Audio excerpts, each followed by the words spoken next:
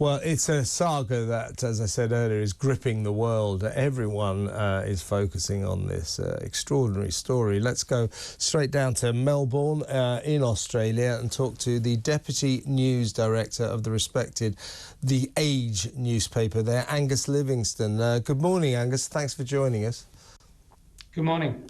Well, we saw those two videos there, and Inspector Dean Thomas saying just because we're looking into this, it doesn't mean there are any suspicious circumstances. Well, you know, that's taking diplomacy to a ludicrous extent, I would suggest. There are very suspicious circumstances, and a lot of people have very deep suspicions about Erin Patterson. I mean, the facts are that at the end of July, she had 4 guests around, one of whom was a former partner and his parents.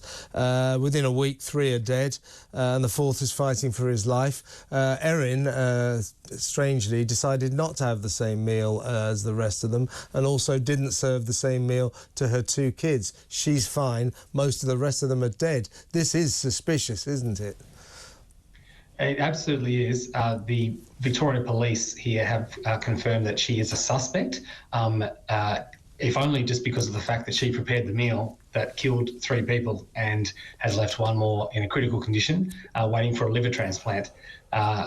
The injuries, or the cause of death, very similar to what is linked to death cap mushrooms. So these are the sort of injuries that you usually get from death cap mushrooms, and they very often fatal. They attack the liver, and in a very quick and powerful way. So that is why people are talking about the mushrooms, but no one knows for sure what was actually in that meal, what kind of meal it was. She has declined to answer some questions from the police. They interviewed her, then released her without charge. So there's still a lot of unanswered questions, but a dramatic amount of interest, because this ticks a lot of boxes, I think, for a lot of people. They see a country lunch in a quiet town and a murder. It seems like a murder, potentially a murder, or just maybe an accident. Who knows? Yeah. But it's got a lot of people interested around the world. Absolutely, especially here in Britain. Now, her former partner, Simon Patterson, lived with her for a year or so, and he's come out and said, well, come to think of it, often after I've had a meal with Erin, I would feel really, really ill. And at one point, he got seriously ill and had to be taken to hospital. The mushrooms we're talking about are called death cap mushrooms. They're the most poisonous mushrooms on the face of the earth. And as you indicated earlier, Angus, they tend to affect the kidneys and the liver, and that's what all these people are suffering from. So the police, I mean, aren't they sort of dragging their heels on this? Shouldn't she be sort of in there being questioned intensively? I mean, she is obviously the person of interest here, isn't she? Yeah, that's true. I'm not sure what the police's strategy is. I think potentially, if they think she is someone of interest, that they might have left her to her own devices, potentially, or I'm not sure why they've decided not to, I guess, bring her in more. I mean, the other possibility is that none of us seem to be across, is that this could all be a horrible accident, potentially. And so I guess that's the other part. If someone is dragged in and charged or arrested or held out, and it turns out there's nothing for them to answer, no case for them to answer, they would have a case against the police potentially. So I think they are probably moving pretty methodically and carefully, and taking their time. I guess the other point there is that it doesn't appear that there's any other risk to any other people at this stage. But I think the part with her ex-partner, I mean, that was an interesting post.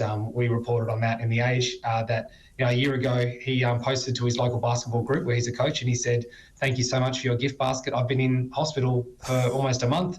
I was in the ICU for 21 days. My family was told I was probably going to die." He had a serious gut problem. He didn't explain what that was, and but he's on the mend. And so it has led a lot of people to really question how these sort of things could happen. I mean, this is one of those massive stories that, as I say, has gripped the world, that everyone's talking about it in America. We're obsessed with it here. In Australia, it must be huge, the whole nation focusing on this extraordinary saga. Am I right?